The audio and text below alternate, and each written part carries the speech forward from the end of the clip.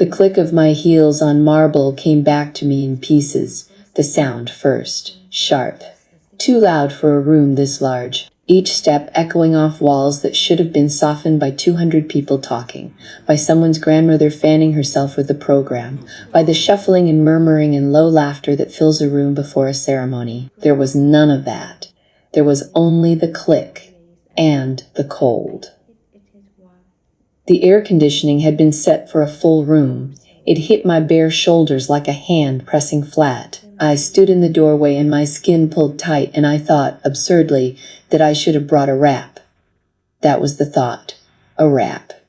As if that were the thing to fix. The gardenias were everywhere, wide arrangements the size of basketballs, stationed at the end of every row, and the smell of them was overwhelming in a way it would not have been if 200 people were breathing alongside me. It filled the empty air, sweet and insistent. The florist was adjusting one near the front, her back to me, her shoulders carrying something I could not name yet. I looked left. 60 chairs. They were beautiful chairs. White painted wood with a slight curve to the back, satin ribbon tied in a bow at each one. The ribbon, the exact cream color I had chosen off a swatch card 8 months ago in a bridal shop, with my mother standing beside me saying, "Yes, that one is elegant." And every single one of them was empty. I counted. I do not know why I counted. Maybe because I am a painter, and painters count. We measure the space between things. We notice the negative. I stood in that doorway in my dress, and I counted the chairs on the left side, the side that had been labeled on the seating chart as the bride's family, and I got to 60 and I stopped. My lips were moving. I realized that and stopped them. The coordinator was near the back wall. She was whispering something to her assistant, and the assistant wrote it down, and neither of them looked at me. The florist was still adjusting the gardenia arrangement, still not turning around. The effort of it was visible from where I stood, the effort of not looking. I had known for 2 weeks. But knowing is a different country from arriving. 2 weeks before, I had called my Aunt Carol. We had spoken on the phone once a month for 30 years, every first Sunday, without fail. She had a Christmas ornament she had saved for me since I was 4. She told me this every year. I called her that Tuesday afternoon, and she answered on the second ring the way she always did. And then there was a pause before she said my name, a pause that had never existed before in 30 years of first Sundays. She said she was so sorry, that she loved me, that she just could not get in the middle of it. I asked what the middle was. She did not answer that. She said she hoped I understood. I called my cousin Bethany. I called my childhood friend Nina, who had been in my life since the 2nd grade, who had been at my college graduation, who had stayed on my couch for 3 weeks after her own divorce and eaten my food and cried into my throw pillows, and who answered the phone in a voice that told me everything before she said a word. Nina said she did not want to take sides. I asked her what the sides were. She said she thought I knew. She said she was sorry.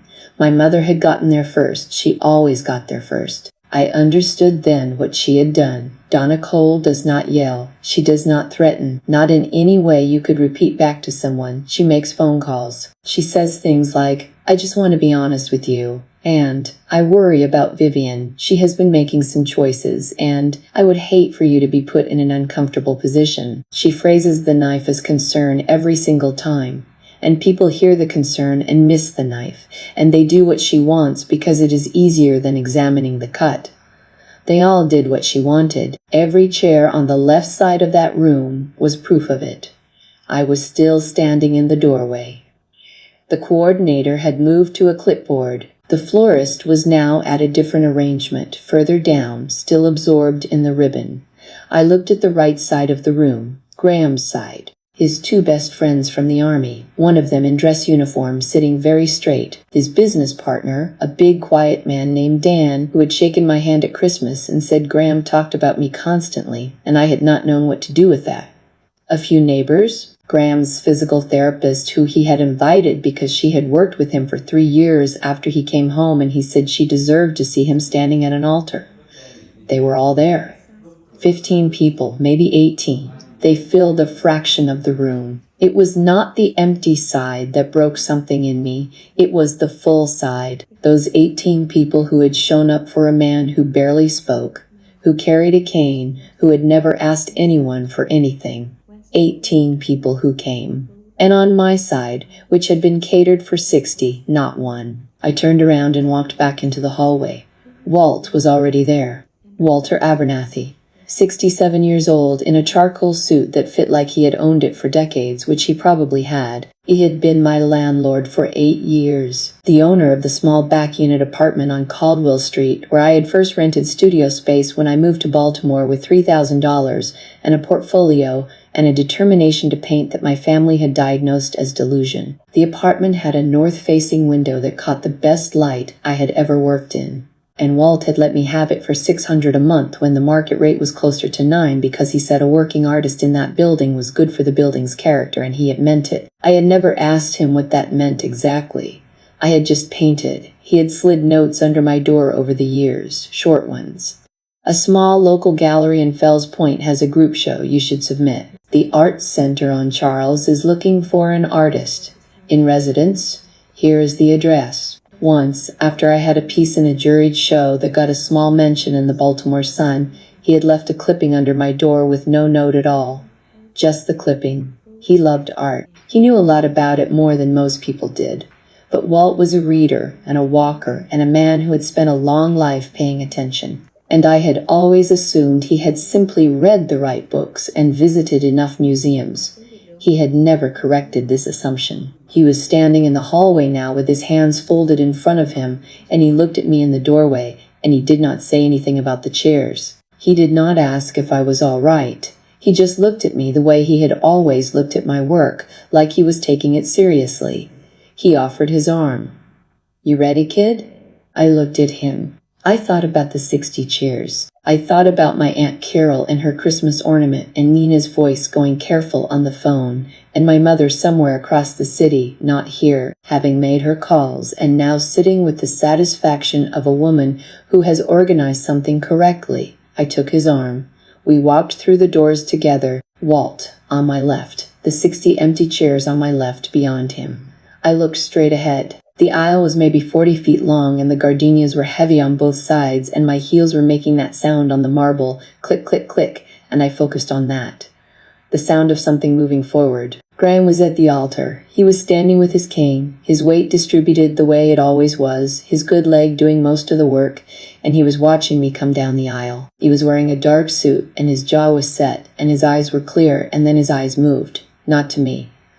To the left side. To the chairs. I watched his face process what he was seeing, and his hand tightened on the cane, the knuckles going pale, and something moved through his expression that he did not let all the way out. His hand tightened. That was all. He looked back at me. He held my gaze until I reached him, and he took my hand, and the officiant began. I remember the ceremony in pieces, the way you remember any moment that is happening inside something larger than itself. The words were simple and honest. Graham and I had written the vows ourselves, not because we were the kind of people who did things like that, but because neither of us could find existing words that fit what we were actually saying to each other. I am told I cried. I believe it. I do not remember the exact moment, only that my voice thickened somewhere in the middle of the second vow, and Graham's thumb moved across my hand, and I finished the sentence anyway. Walt toasted us afterward in the reception room, a small gathering of 20 people who ate good food and drank good wine and talked at volumes that should have felt inadequate for the space but somehow did not. Walt stood with his glass and said, "I met Vivian Cole 8 years ago when she rented my back unit and painted until 3 in the morning. I used to hear it from upstairs sometimes, the sounds a person makes when they are working. Not the painting part, the other part. The part where you sit with something you have made and decide if it is true. I cannot tell you what her work is worth." He paused. "But I can tell you what she is worth. And nobody in this room should be confused about that." Graham was looking at his glass when Walt said it. Later, when the caterers were clearing the tables and the 20 guests were gathering coats, I walked back through the double doors into the ceremony space because I had left my bouquet on the side table. The room was quiet, and the chairs were still arranged in their perfect rows, and the gardenias were still heavy in the air. Near the front, the florist was dismantling an arrangement, and on the first row, on the left side, where someone had set a smaller arrangement, I saw it. A bouquet of cream roses and trailing eucalyptus, wrapped in the same ribbon as the chairs, set aside on a little stand at the end of the pew. The mother of the bride bouquet, made by hand for someone who had not come. The florist saw me see it.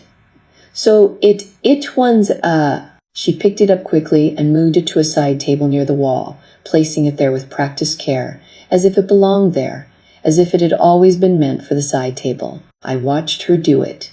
I did not pick it up. I picked up my own bouquet and I walked back to the reception room where my husband was talking to Dan and Walt was getting his coat. And I sat down at the table with the wine that was still in my glass and I held it without drinking and I looked at the gardenias in the centerpiece.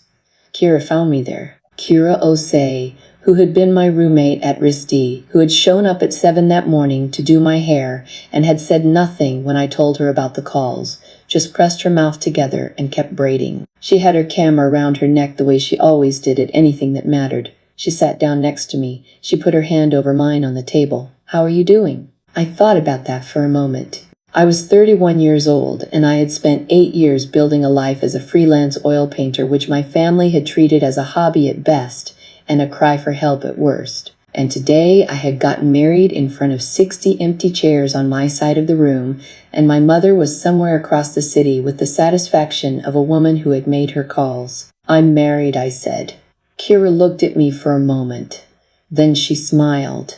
Not a soft smile, not a sorry smile, a real one. She got up and moved through the room with her camera, quiet and present, the way she always worked. She caught Graham laughing at something Dan said. She caught Walt studying one of the decorative prints on the wall with his glasses pushed up. She caught me looking at Graham from across the room without knowing she was there.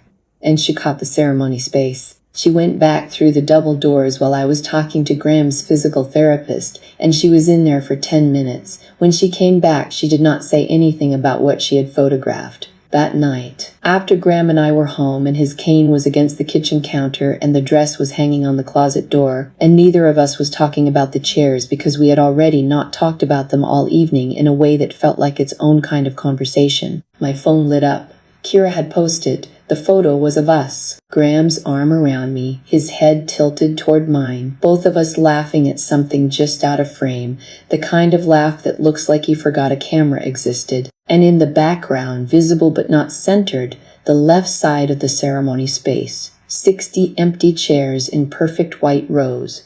The caption said, "Some people showed up. Some people showed who they are."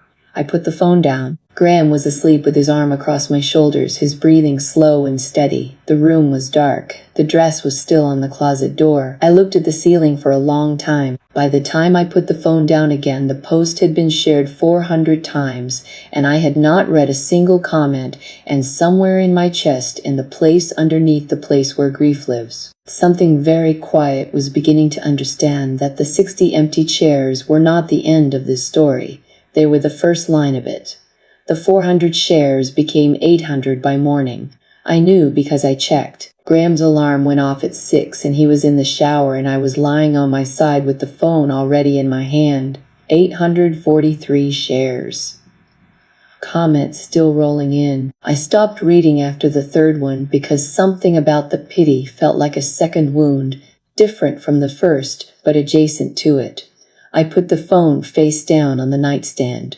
Graham came out of the bathroom with his hair damp, moving the way he always moved, deliberate and unhurried. His cane was against the kitchen counter where he had left it the night before. He had a system for the apartment. Everything had a place. The cane against the counter because that was the first room he walked through in the morning and the last at night, and having it there meant he was never reaching for it in a hurry. He had explained this to me once, not as a confession but as information.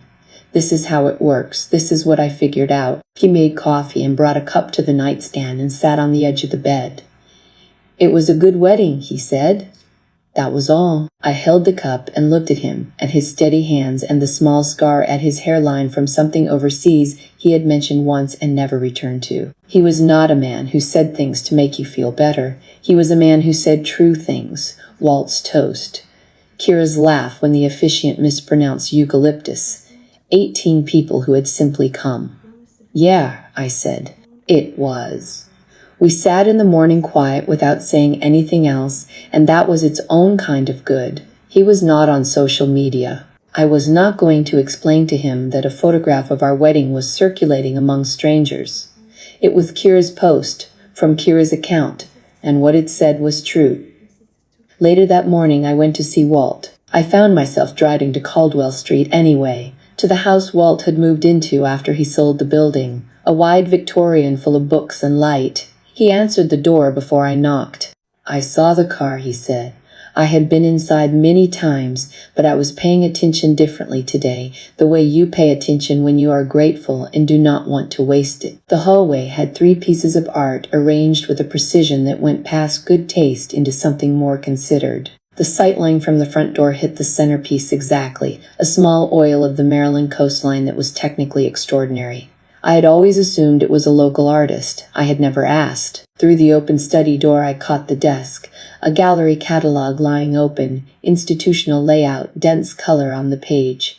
I kept walking. In the living room, a small bronze sculpture on the bookshelf caught the light. Abstract but controlled. The kind of object that belongs in certain specific rooms and had not come from anywhere casual. On the wall behind his desk, 3 paintings. Not prints. The surface of each one caught the light differently depending on where you stood, built up in layers by someone who had stood in front of a canvas with intention. I looked at them until Walt came in with coffee and I sat down. Behind his desk, in the upper corner, a framed photograph. A young woman, early 20s, dark hair, standing in front of a building I did not recognize. She was squinting into the light, looking at something off to the side, about to say something. I started to ask. Walt's expression moved, gently, like a door that was there but not open today. I did not push. We talked about the wedding and my commissions, and he said the neglect was probably the canvas doing its own work, settling into what it needed to be. He left after an hour, and I drove to the studio with the catalog and the sculpture and the photograph still in the back of my mind. Walt was a man with a long life. He had been places and known people. That was all I let myself conclude. The studio was cool and smelled like linseed oil, and the large neglected canvas was exactly where I had left it, and I stood in front of it for a while without picking up a brush. I checked my phone. Kira had forwarded me a screenshot of the family WhatsApp group, the one I had been quietly removed from. Kira had been added by my cousin Bethany before the removal, under a name Donna would not have recognized. My mother had written just after 11 she actually went through with it. Embarrassing. Megan had replied 12 minutes later. The photos look sad. 20 people? For a wedding?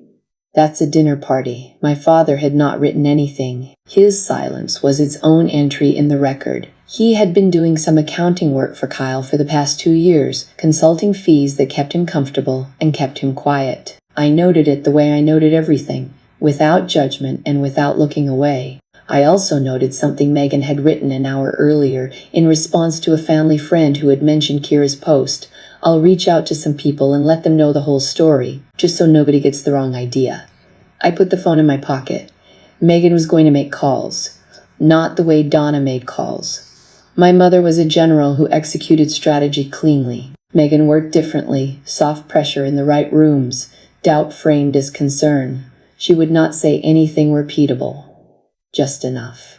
I had watched her do it for 27 years, and I had never told her it was not the same as being right. She was not cruel by nature. She was obedient in the way people become when obedience has always been rewarded, and she had learned to perform the family line with genuine belief. She posted her life on Instagram like evidence in a trial she did not know she was losing. She believed she had earned all of it. I had never told her she had not. Kira came by the next afternoon with coffee she had not asked if I wanted, which was one of the things about her. She sat across from me on the studio stool and looked at my hands while I cleaned a brush, and then she set her cup down. Viv. Her voice had a quality I recognized. The quality of someone who has been sitting on something. Is that real? I looked at my hand. The ring Graham had designed through a jeweler friend, a solitaire, cream gold with a stone that caught the light in the particular way stones catch light when they have been cut by someone who knew what they were doing. I had put it on the morning of the wedding and had not thought much about it since, which was probably the way Graham had wanted it. He was not a man who gave things and then waited to see if you noticed. I don't know the specifics, I said. Kira leaned forward and took my hand and held it toward the north-facing window. She tilted it once, slowly, and the stone moved through the light in a way that had its own kind of argument. My cousin does gemological appraisals, she said. Independent valuations, estate work, that kind of thing. I have been looking at stones my entire life because of her. She set my hand down. That is at least 3 carats, maybe more. And it is not a simulant. I looked at it. Graham didn't tell you what it cost, Kira asked. Graham doesn't explain things unless there's a reason. She sat back with her coffee and looked at me with the expression she wore when she had already arrived at a conclusion and was giving me time to catch up. She did not push. That was the other thing about Kira. She knew when to hand you something and when to let you pick it up yourself. I turned the ring once in the light and then set my hand in my lap and went back to the brush. I did not say anything else about it. Neither did she. But I filed it the way I filed everything. In the place where things go when they are true, but not yet useful. That night a message came from my cousin Bethany, who had been texting me sporadically since the wedding. This one was different. Hey, just wanted to check in. I heard some stuff. We should catch up soon. I wrote back, of course, and she read it and did not reply. A few days later, Nina went the same way. A reply that was warm on the surface and then nothing after. I understood what had happened.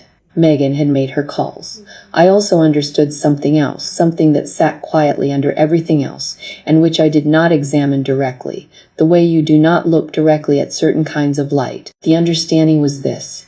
There was no conversation I could have that would fix this. Not with Megan, not with my mother, not with my father who had not written a word in the family chat on the night of his eldest daughter's wedding. There was no version of my life that fit inside the frame they had built, and I had known this for a long time, and the 60 empty chairs had made it a fact that existed outside my own head.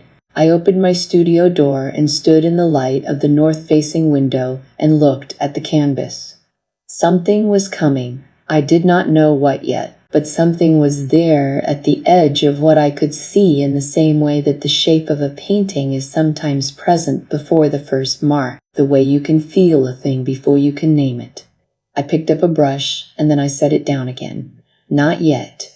Not this canvas. I pulled out a fresh one. It sat on the easel for 3 days before I touched it. I worked on the commissions in the meantime. The large piece for a hotel lobby in Annapolis and 2 smaller pieces for a collector in D.C., who bought my work consistently and paid promptly and never asked me to explain what anything meant, which was my favorite kind of client. I worked on those and I did not touch the fresh canvas, but I looked at it when I passed it, the way you look at something you are deciding about. On the 4th day, a Tuesday, I set up my palette at 8 in the morning and I began.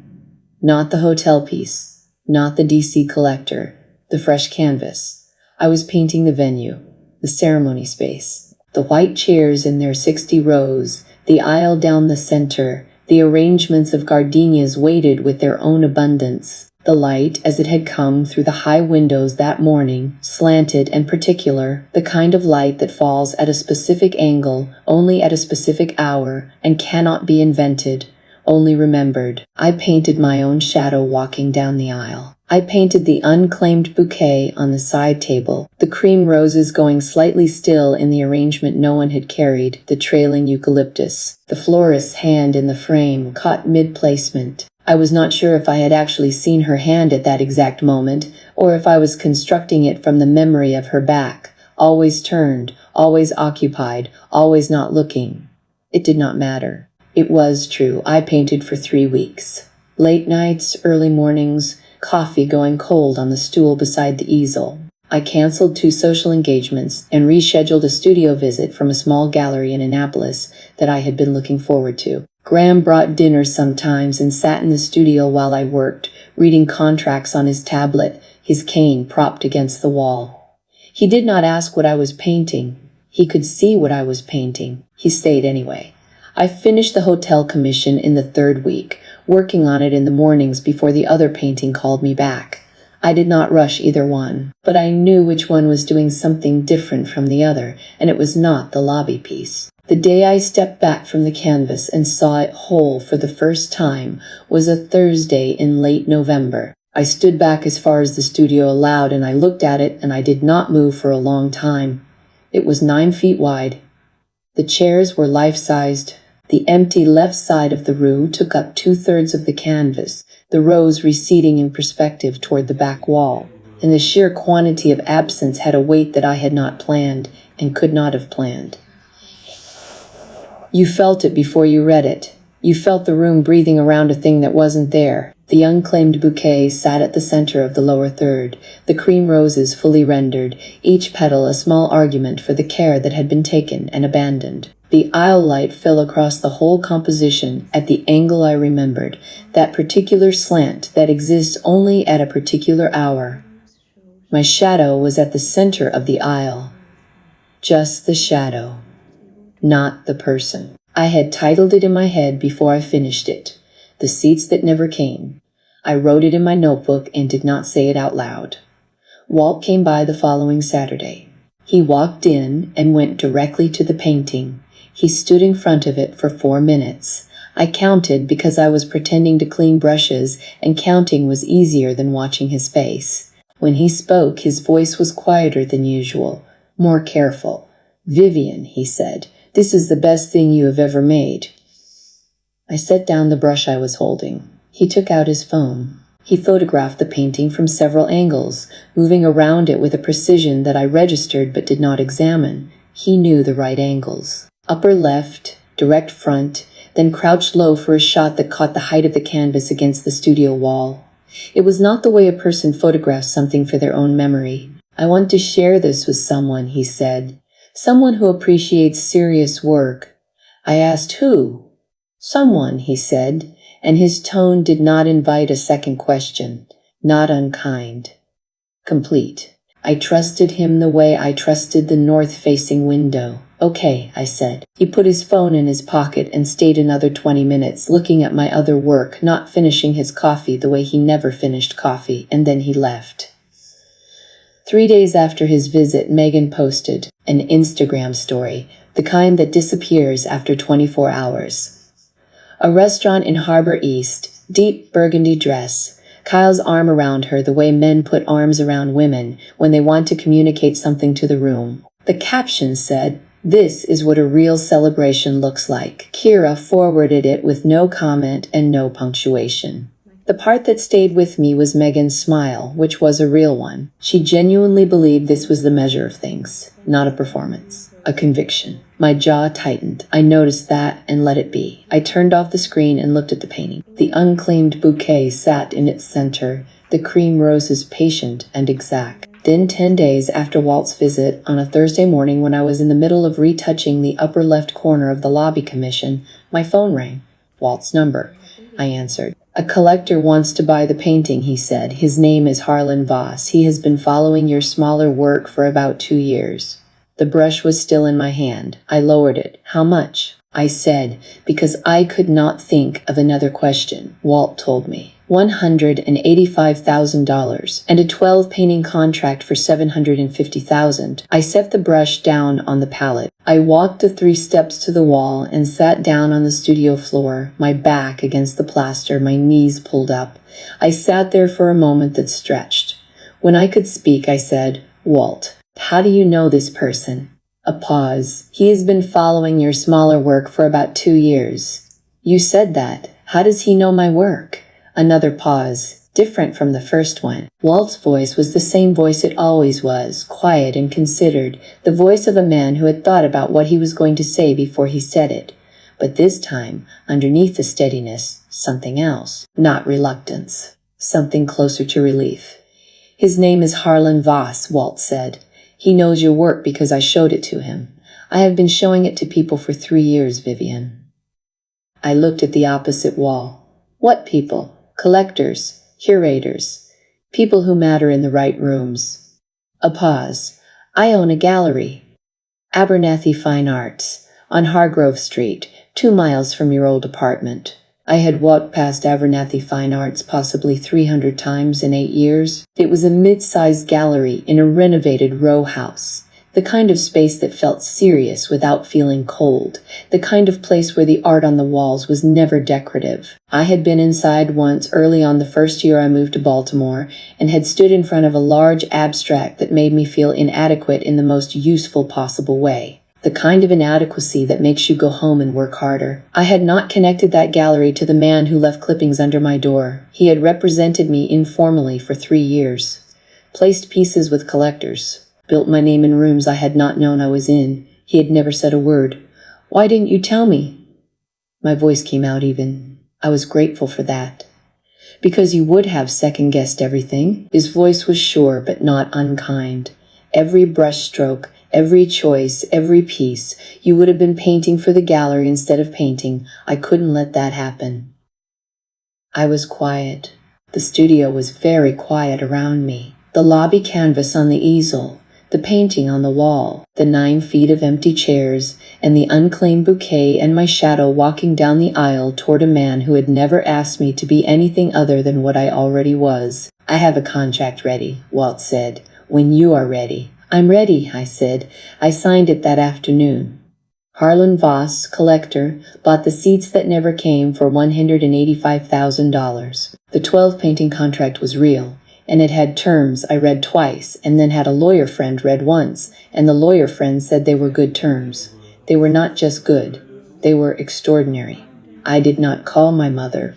I did not call Megan. I held this the way you hold something that is very warm, carefully, without showing anyone where your hands are. The contract sat in a folder on my studio desk, and I did not tell anyone about it for 4 days. Not Graham, not Kira, not the lawyer friend who had reviewed it and sent back a voice memo saying, "Call me when you can. This is genuinely remarkable." I did not call her back for 2 days. I needed to hold the thing privately for a while, in the way that you sometimes need to know something before the knowing becomes a conversation, before other people's reactions start to layer over your own. On the 5th day, I told Graham. We were in the kitchen, late, after dinner, and I set the folder on the table between us and pushed it toward him. He looked at the cover page and then at me and then back at the cover page. He read it slowly, the way he read everything, without rushing toward the number. He got to the number. He set the page down. "That's real?" he said. "Yes." He looked at the folder for another moment. Then he got up and poured us both a glass of water and sat back down and said, "Tell me about this collector." So I told him about Harlan Voss, and about Walt, and about the 3 years Walt had spent placing my work in rooms I did not know I was in, and Graham listened without interrupting. And when I finished, he was quiet for a moment. "Walt knew," he said, "not a question, the whole time." Graham nodded slowly. His hand was on the table, and I put mine over it, and we sat there in the kitchen light and did not say anything else for a while, and that felt exactly right. But the contract and what it meant, and the warmth of it, did not survive the week intact.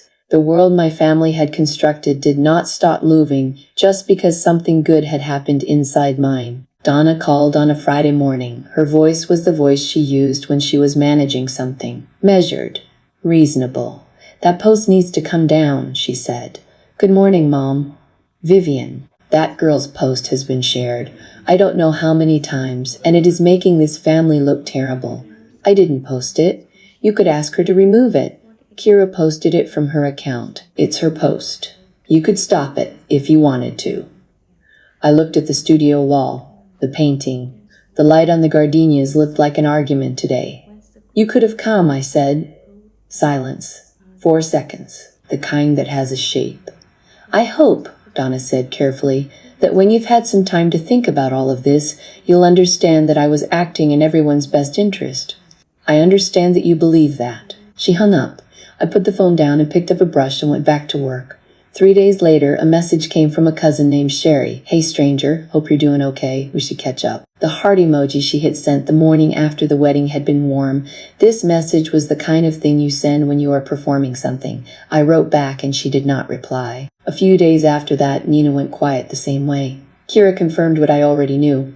Donna had called a family meeting. The agenda, as Kira had reconstructed it from Bethany before Bethany went quiet, was that Vivian had been spreading lies and embarrassing the family, and the appropriate response was a unified front until Vivian apologized. No one had asked what Vivian's version was. No one had asked what she was supposed to be apologizing for. She's good, Kira said, sitting across from me in the studio. I will give her that. She's been doing it for 30 years, I said. How are you actually doing? I looked at the painting. I'm working. That's not what I asked. I know. Kira looked at me for a moment. She did not push. That was one of the things about Kira that had always made her easy to be around. She knew the difference between a door that was closed and a door that was locked, and she did not try either one without permission. I called my father that evening. Just once, he answered on the third ring. Dad, did you say anything at the meeting? A long pause. The particular pause of a man looking for a better shape for what he is about to say, and not finding one. Honey, he said, his voice gentle, the way a hand on a bruise is gentle. Your mother is very upset. Maybe if you just apologized, things could start to… For what? For making this so. For what, Dad? Say the word. He did not say the word. He said he knew this was hard. He said family was important, that nobody wanted things to be like this. Did you say anything? I asked again. At the meeting. Did you say one word? The pause this time was different. The pause of a man looking at something he would rather not look at. Your mother needed support, he said. I hung up. I sat down on the studio floor and looked at the painting on the wall. 9 feet of absence. The radiator clicked. The traffic hummed. My father was not a cruel man. That was the hardest part. Russell Cole was weak in the specific way of men who have chosen comfort over courage. So many times the choosing no longer feels like a choice. It had become his shape, and that shape had sat in a meeting called to freeze out his eldest daughter and offered support. He had not said a word. I had known this was possible. Knowing it was possible and then having it happen were 2 completely different countries, and I was sitting on the floor of the second one now. I heard Walt's car in the lot below and then his footsteps on the stairs. He knocked twice and I said, "Come in," and he did. He looked at me on the floor and did not say anything about the floor. He went to the kitchen area, found paper cups, made coffee, brought 2 over, and sat down across from me with his back against the opposite wall. We sat like that for a while. Walt held his cup and looked at the painting on the wall. I walked you down that aisle for selfish reasons, he said. I looked at him. I had a daughter, he said. Eleanor. She would be 44 now. He said it in the quiet way people say things that have been true for a long time and are still true, not past tense. Would be. The kind of math you do when someone is still alive but not reachable. My late wife left some things in trust. There was a disagreement over how it should be handled, and Eleanor and I said things, and then the things became the kind of things that don't get unsaid, and the time became the kind of time that doesn't get recovered. He paused. That was 18 years ago. I have not spoken to her since. The studio was very quiet. I have a grandchild I have never met, he said. Eleanor sent a photograph once, through an intermediary, about 12 years ago. A little girl with dark hair. I have no idea what she looks like now. Something in my chest was doing something I was not going to name. I walked you down that aisle because I could not walk my own daughter. That was mine to carry. What I gave you was real, but the reason I needed to give it was also real. He looked at me. I will carry it for the rest of my life. Don't carry it for yourself, not for people who gave you the choice that your father never gave you. I did not say anything. After a long time, I picked up a brush and began working. Walt sat against the wall and did not say anything else and did not leave for another 40 minutes. That night, Graham found me lying on the studio floor with one arm over my eyes, which was a thing I did sometimes. He sat down next to me, his bad legs stretched out, one knee bent and one extended, and put his hand over mine. We sat in the dark for a while.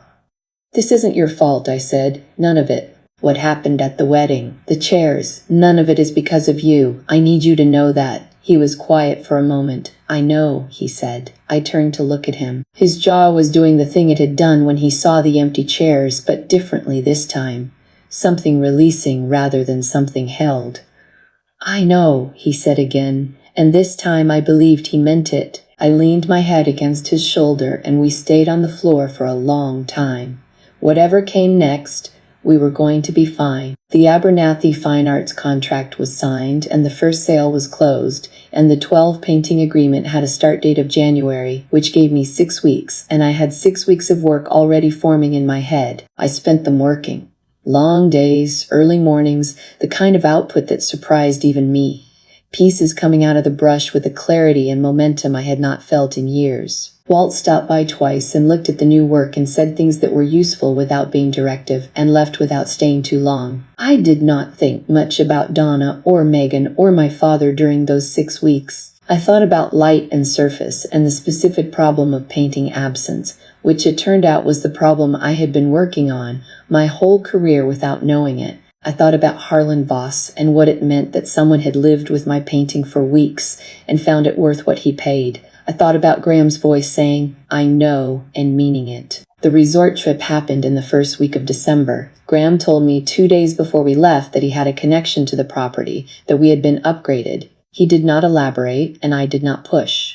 We drove down Friday morning 5 hours south through the coastal flats, and the resort came into view as a long, pale building set against the water, the kind of architecture designed to look effortless. The glass on the entrance facade had a precision I recognized from Graham's work. Large custom panels, structural logic visible in the fit of them. The manager came around from behind the front desk, not to greet us, to stand in front of Graham specifically and stand straight. "Mr. Hale, we've been looking forward to this. Everything is ready." He looked at me with the warmth of someone greeting a person they have been told matters. "Mrs. Hale, welcome." The honeymoon suite occupied the top corner, 2 walls of custom glass, water visible on 3 sides. Graham set his cane against the wall by the closet and stood at the glass, and I stood next to him, and the water was very still in the late afternoon light. "The East Wing renovation is yours?" I asked. "Phase 2 starts in February," he said. His grandfather had held a stake in the property, passed through the estate. Graham had done the original lobby work at a price that made the resort his flagship client, reinvested every year, bought out 2 partners the year before. "Your mother called you a burden," I said. "She did, because of the cane." That was her read. His silhouette against the late light, the cane against the wall, the still water beyond. Something moved through me that I did not try to name. At dinner that evening, we were seated by the window. The sommelier brought something labeled the Hale Reserve, which turned out to be a case of wine Graham had put down with the restaurant program 3 years prior because he thought they ought to have one. And then I saw them. My mother's back first, the particular set of her shoulders. She was at a center table with my father beside her, Megan across from her in a dress I recognized from an Instagram post, and Kyle at the end with the posture of a man performing wealth in a room where he was not the wealthiest person. Megan saw me first. Her face rearranged itself. Then Donna turned. Her chin lifted as she processed the table Graham and I were at, the window, the sommelier. She started to rise. The resort manager appeared at our table. "Mr. Hale, the chef wanted to let you know personally that the halibut came in this morning." He turned to me. "Mrs. Hale, is there anything else we can bring you?" Donna sat back down. I thanked the manager and picked up my wine glass and looked at the water through the window. The chef came out himself 20 minutes later to speak with Graham about the East Wing renovation timeline, light refraction in the planned atrium. They talked for 4 minutes. At no point did the chef look at the center table. Megan's whisper to Kyle carried 2 tables at the restaurant's volume. I heard the shape of it. How? Kyle's face went the particular color of a man recalculating something he had felt certain about. I ate my dinner. I held Graham's hand. I let the water do what water does, which is reflect the light without effort and without apology. We ordered dessert. The family did not stay for theirs. Donna's back very straight, Russell's hand at her elbow, Kyle walking ahead in the way of a man who does not want to be caught leaving. Graham watched them go. Then he picked up his fork and finished his dessert and said nothing at all, and that was exactly the right thing. Later that night on the balcony, the water black below us, I sat and thought about what I had felt in that restaurant and could not find the exact name for it. Not satisfaction, not triumph, something quieter, the feeling of a fact that has always been true finally standing in a room where people can see it. The man they called a burden was the majority owner of the building they had been sitting in, and I had just sold a painting for $185,000 to a collector who had been following my work for 2 years. Neither of us had announced anything. We had just shown up. I picked up my phone and started writing down what the next painting would be. The shape of it was already there. I wrote until my hands went cold, and then I went inside. I did not sleep for a long time, but it was not the restless kind of sleeplessness. It was the kind that comes when you are thinking about work. The second painting in the contract was finished by the third week of January, the third by mid-February. Walt came by after the third and said it was better than the second, which was better than the first, in the tone of someone reporting a weather pattern. The exhibition was scheduled for the second Saturday of March. An art journalist named Patricia Sue requested an interview about the centerpiece painting.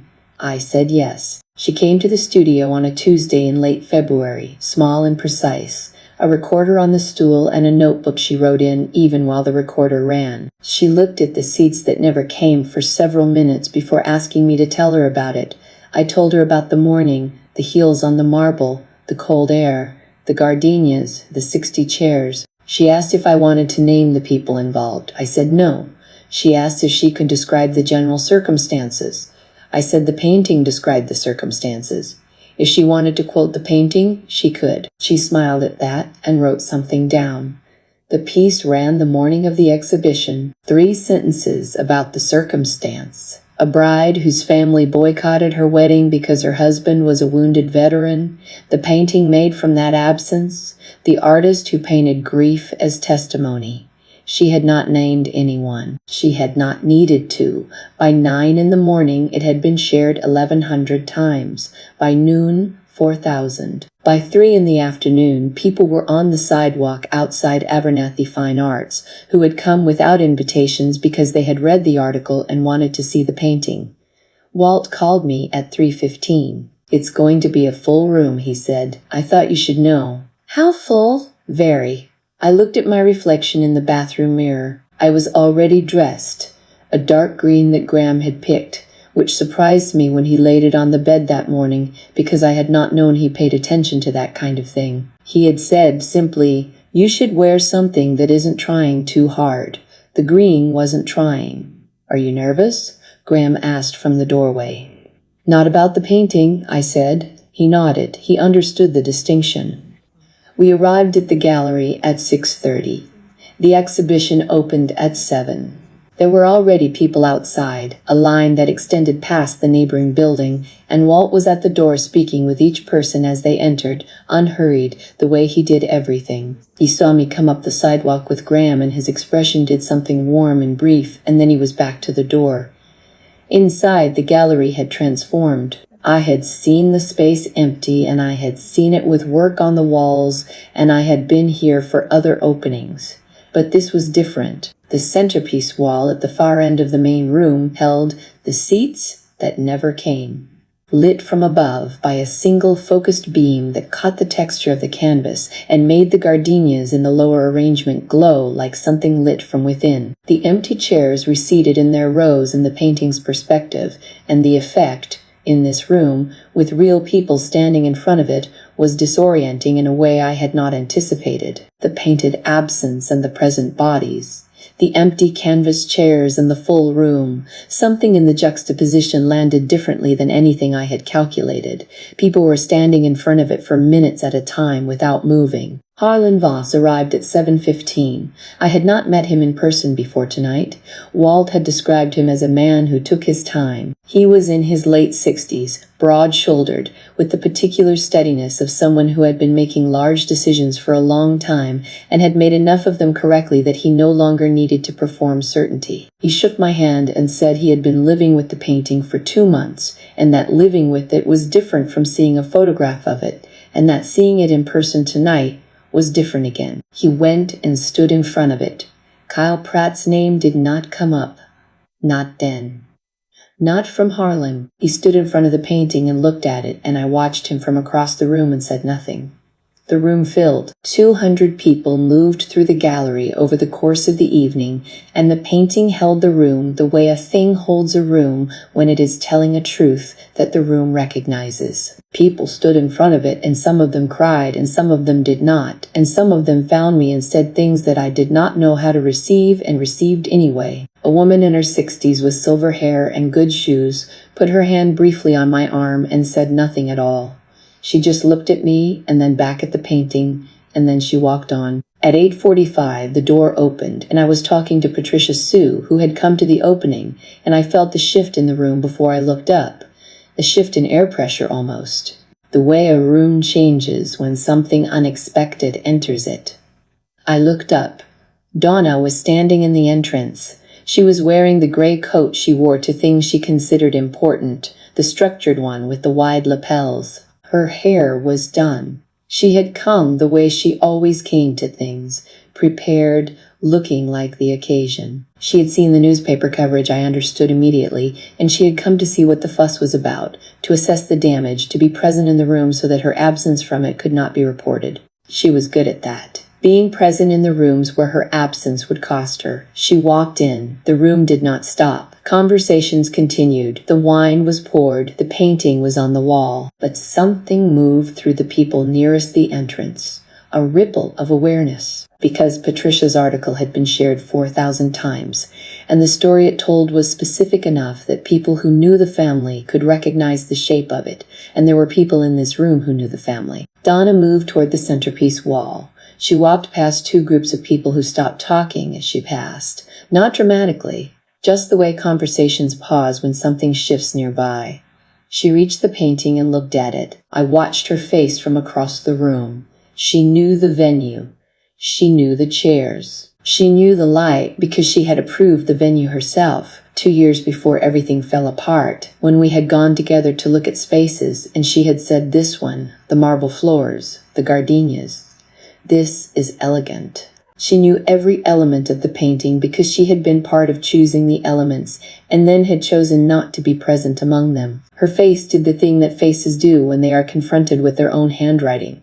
Not guilt, not exactly. Something more specific. Recognition of a thing that cannot be taken back because it has been made permanent. The woman with silver hair and good shoes was standing nearby. She looked at Donna for a moment and then said something quietly to the woman beside her. The woman beside her looked at Donna and then back at the painting. Donna heard the quiet something. Her chin came up. The familiar gesture. The one that meant she was reordering the world into a shape she could manage. A man standing near me, someone I did not know, a collector Walt had introduced me to earlier in the evening, turned and asked me, "Is it true? Your own mother?" He asked it without cruelty. He was genuinely asking. He had read the article and was looking at the painting, and something in his face was trying to reconcile what he was seeing. "The chairs were empty," I said.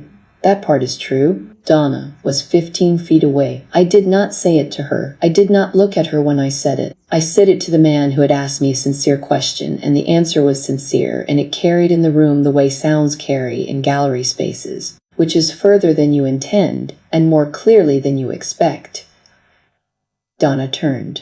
She turned, and she walked toward the exit, and the room watched her go, not as a crowd watches a spectacle, but the way a room registers a fact, quietly, without ceremony. People's eyes moved to her back and then back to the painting. The door closed. No one followed. I looked at the painting, the unclaimed bouquet in the center third, the shadow on the aisle, the gardenias in their rows. I had not said a word against her. I had not needed to.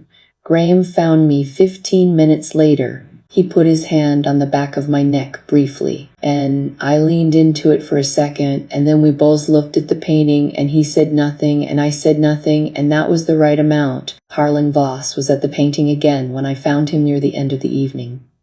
He had been circling back to it all night, I had noticed. Each time he stood in front of it a little longer than the time before, as if something in it kept developing the way photographs used to develop, the image emerging gradually in the liquid. He found Walt near 9:30. I was within earshot talking to a young painter who had come specifically because of the article, and I heard Harlan's voice, low and deliberate. "I've made a decision about the Pratt position," he said. Walt did not ask what position. He did not ask for details. He waited. "Effective tomorrow," Harlan said. Walt looked at him. Harlan shook his hand and put his coat on and left. I watched Walt's face after the door closed behind Harlan. Walt stood very still for a moment, looking at the middle distance, and then he looked at the painting on the wall, and something moved through his expression that was complicated and quiet and too personal for a public room. He turned and saw me watching him. He looked at me for a moment, then he nodded once, and moved toward a collector who had been trying to get his attention for several minutes. I did not know what the Pratt position was. Not yet. The name Pratt was Megan's married name, which was also Kyle's name, which was a name I associated with my brother-in-law's habit of describing his real estate portfolio at family dinners in a way that implied significance without providing specifics. Pratt Development was what he called it. He had a business card that said, Managing Director. I did not connect those things yet. Not fully. I filed the name Pratt. I filed Harlan's voice saying effective tomorrow. I filed Walt's expression after the door closed. And I picked up a glass of wine and went to find Graham, who was talking to Dan near the back of the gallery, his cane against the wall beside him, his head bent in the particular way he listened when he was actually listening. And I stood next to him, and Dan said something that made Graham laugh, and the sound of it moved through the room, and the painting was on the wall behind us, still holding everything it held, still saying what it had to say. I drank my wine and let the room continue around me and thought about what Harlan Boss looked like standing in front of the painting. A man with $2.3 million invested in my brother-in-law's real estate operation, which I did not know yet. A man who had spent the evening looking at a painting that told him who the family was. A man who had made a phone call the night before to his attorney requesting a routine financial review of his Pratt Development position, which I also did not know yet. A man who had watched Donna walk out of her own daughter's exhibition. Effective tomorrow. I did not know what it meant yet, but I had painted enough to know that when a thing is in position and has been building toward its form for long enough, the last mark is not dramatic. It is quiet. It is the stroke you make when you have finally understood what the painting has been asking for the whole time. The cleaning staff arrived at 10:30. Most of the guests had gone. Graham was finishing a conversation with Patricia Sue near the entrance. I was alone in front of the painting for the first time all night. 9 feet of canvas. The empty chairs. The aisle light. The unclaimed bouquet, the cream roses fully rendered, each petal built up over 3 weeks of mornings. My shadow at the center of the aisle, walking forward. Not toward anyone, just forward. The cleaning staff moved around me with their equipment and did not ask me to step aside. I stood there for a while and let myself think about the 60 chairs and Walt's arm in the hallway, and Harlan Voss saying effective tomorrow, and my father's silence in the family chat on the night of his eldest daughter's wedding. I thought about the catalog on Walt's desk and the photograph of the young woman who would be 44 now. I had not pushed anything.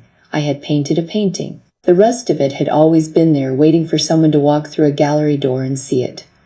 I picked up my coat. Graham was at the door with his already on, watching the room wind down with the quiet attention he brought to everything. Walt was turning off the display lights in the secondary room, the last person in the building with something left to do. The painting would go back to Harlan's house tomorrow. But the image was out now, and the internet did not allow things to become private again once they had been shared 4,000 times. Graham held the door. We walked out into the March air together, cold and clean, and I took his arm, his cane on his left side and my hand on his right. I got in the car and looked back at the lit gallery windows going past as we pulled away. And I thought about the shadow at the center of the aisle, walking forward with no destination named. I had always known what the shadow was doing. It was going towards something it could not yet see but had decided to trust. The letter arrived at Kyle's office the Monday after the exhibition. Harlan Voss's legal team. $2.3 million withdrawn, citing loss of confidence in Pratt Development's operational integrity. The language was professional and final. Kyle drove to my parents' house that morning. He parked in the driveway and sat in his car for 40 minutes before going inside. The neighbor across the street, Carol Finch, saw it and mentioned it to someone, and eventually it reached me. 40 minutes was what I thought about when I thought about Kyle. He was not a man who sat with things. 40 minutes in a driveway meant the call he needed to make did not exist. Without Harlan's capital, the development project couldn't close. Without the project, the cash flow that serviced 3 over-leveraged properties disappeared. Inquiries became notices. Notices became demands. Structures built on debt serviced by other debt don't decline. They collapse. Graham told me from the studio doorway, coat still on, watching my face. I set the brush down. How bad? Dan thinks he loses everything. I looked at the 4th painting on the easel. Winter light on harbor water. Just light on water. Megan, I said, she'll lose the house. It's leveraged. I did not feel what I had expected. Not satisfaction. Something duller. The exhaustion of having known for a long time that something was coming and having had no invitation to stop it. Megan had trusted Kyle the way she'd always trusted the structure around her, without examination, because examination had never been required of her. She believed the picture. Now the picture was gone, and what was left was the life she'd looked down at. She never called me. Her Instagram went dark. The capsule wardrobe posts, the anniversary dinners, the redesigned kitchen. Gone, as though they'd never existed. The followers who had envied her life looked at the absence and drew their own conclusions. The financial audit was different. The lenders, pulling at the threads of Kyle's portfolio, found documents with my father's signature, debt ratios misrepresented over 3 years, not mistakes. Systematic. Russell Cole, licensed accountant for 35 years, had signed off on numbers he knew were wrong. For consulting fees. For the arrangement of being Kyle's person, useful to the man who was useful to Donna. An attorney came to the house, Priscilla told me. The conversation lasted 40 minutes, and when the attorney left, my father stood on the porch for a long time before going inside. He was looking at potential charges, the loss of his license, a future in which the income he had chosen over his daughter was gone, and what remained was a man who had signed everything and said nothing. I did not call him. I had asked him one question at the lowest point of my own life, and he had answered it by saying, "Your mother needed support." I was leaving that there. Not forever. But for now. The night before it became public, Walt stood in the gallery alone. Sophia told me, the young woman from the cleaning staff. She arrived at 9:30 and Walt was already inside, in front of the painting, lights still up. He said no thank you when she offered. When she left at 10:45, he was still there. I thought about the photograph behind his desk. The daughter who was 44 now. The grandchild he had seen once in a photograph sent through an intermediary. A little girl who was now a teenager somewhere in the world, not knowing her grandfather, stood in front of other people's paintings of absence. I will carry it for the rest of my life. I did not call him. Some things you let a person have the privacy of. I hoped the painting gave him something, the way a true thing sometimes gives you something even when it is not your truth. Patricia's article was picked up by a lifestyle magazine. The image kept moving through the internet the way images move when they find the nerve they were always looking for. In Donna's neighborhood, the change came without a single dramatic moment to name. The book club. 3 of 6 members sent regrets. After that, calls went unreturned a day longer than they used to. Lunches spread apart.